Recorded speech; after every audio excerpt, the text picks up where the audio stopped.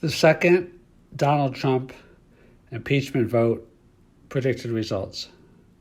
In this video, I'm going to describe the predicted results of the second impeachment vote, which has most likely been coming, according to Nancy Pelosi and Chuck Schumer, and explain all the major reasons why I believe it's not going to be successful. So stick around for the most important reasons. Reason number one, why I think the Donald Trump second impeachment vote is not going to be successful, is that there's too many Republican senators that are not going to support it, I believe.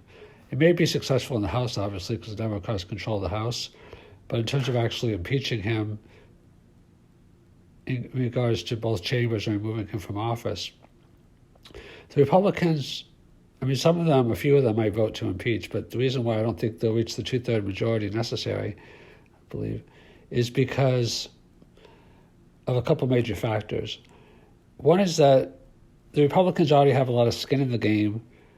You know, they rejected the first impeachment, and they're going to, in their minds, perhaps look foolish if they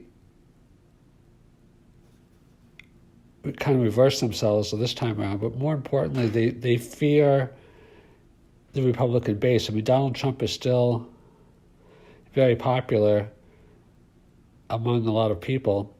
He's extremely unpopular among a lot of people also. But if you look at the hundreds of thousands, or however many it was, tens of thousands, I'm not sure, of people that stormed the Capitol, not all of them stormed the Capitol, some just waited outside, but, too many, even one would be too many, violated the integrity of the Capitol building by penetrating and breaching the perimeter of the building and going inside. And, they're not going to want to have Donald Trump say, run against this person in a primary, run against that person. And they're going to be afraid. And some of them probably actually like Donald Trump. I'm not inside their minds, so I this is just a total guess. Some of them probably, almost despise him because he's making them look bad also. But I think even apart from those issues that I first mentioned, I think an even bigger factor why Republicans, some of them senators, won't support impeachment is because of ideological differences. As much as they like or don't like Donald Trump, they don't like Nancy Pelosi and the Democrats in general, perhaps even more. There's a lot of animosity in politics and just in the citizenry across the aisle. Like, Republicans don't like Democrats and Democrats don't like Republicans. I'm not saying that's true in all cases, but I've done some other videos of why I think this is the case, why people feel such a need to, I'm trying to remember the name of that podcast. I think it's like why citizens vote out of rage or something like that. And it explains like what is some of the psychological and emotional and life factors that contributed to, such partisanship. Not only partisanship, but like really disliking and hating the other side even. And so the first major reason, again, of why I think the second Donald Trump impeachment vote won't be successful is because not enough Republican senators will vote for it.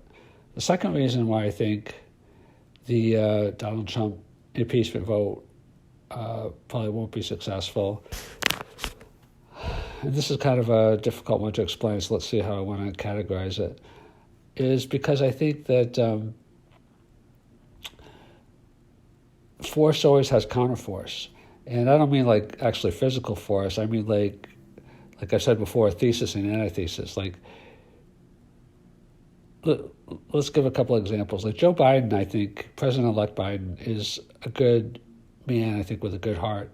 But I think, even he's starting to overreach now, in my opinion, because I think what happens is sometimes when a car, metaphorically, is going off the street on the left side, then we overcompensate and turn the steering wheel too far to the other side and it goes off the street on the right side. So, or vice versa. So, Joe Biden said that he was going to bring everyone together. But I think, what's happening now is that he's starting to vilify, a lot of people in his language. And I think that I'm not saying that, like criminal acts should just be forgiven. And I don't know if anything that Donald Trump did is criminal. And obviously some of the things that, happened at the Capitol with the crowd were probably obviously criminal. I mean, at least trespassing at a minimum and whatever other charges they decide to bring. But a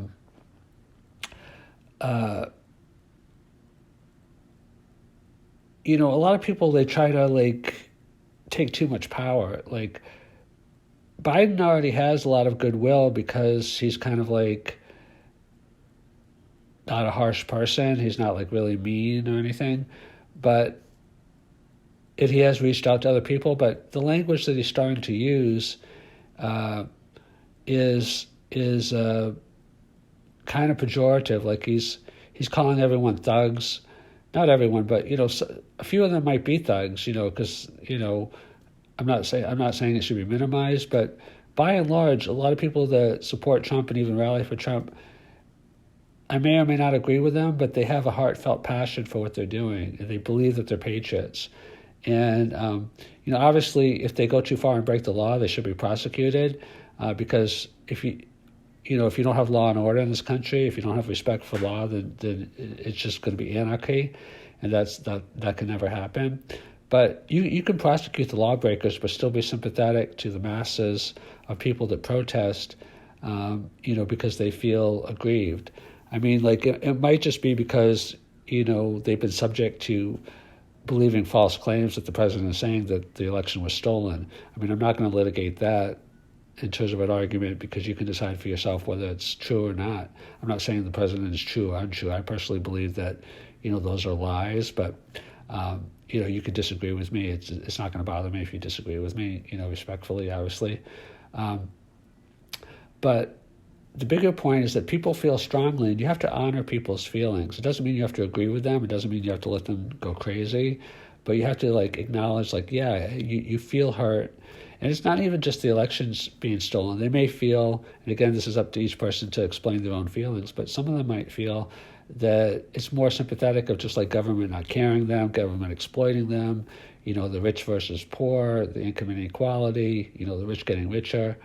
And, Donald Trump really did tap into that. So I think the second reason why I don't think it'll pass is just because I think, a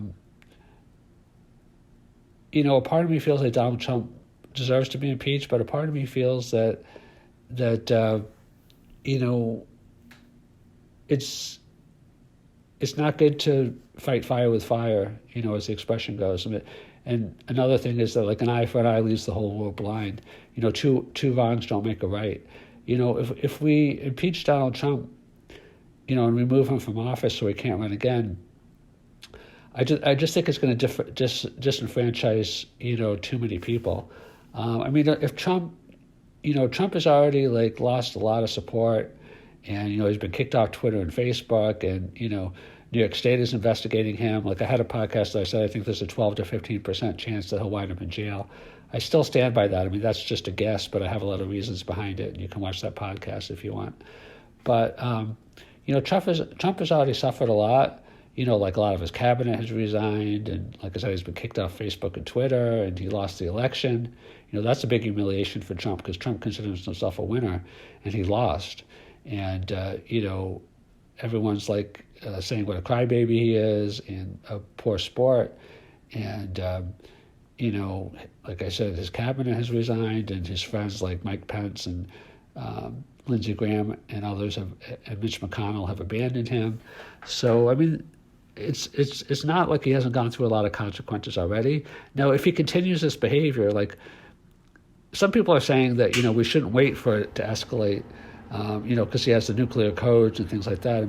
I think they have tried to take precautions. I think that, the Pentagon or whoever's ever in charge of it says that safeguards have been put in place so that Trump can't abuse that.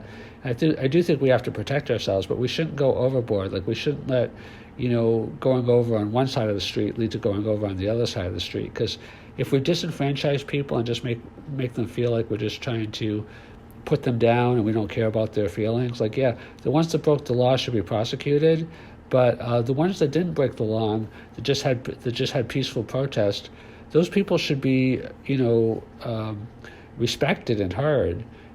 Just like any other protest, Black Lives Matter, or police brutality, or whoever has a strong enough feeling to protest, as long as they do it peacefully and peacefully, those people should be heard, and they should be, we should make people feel in this country and in any country that how they feel matters. It doesn't mean that we agree with every cause.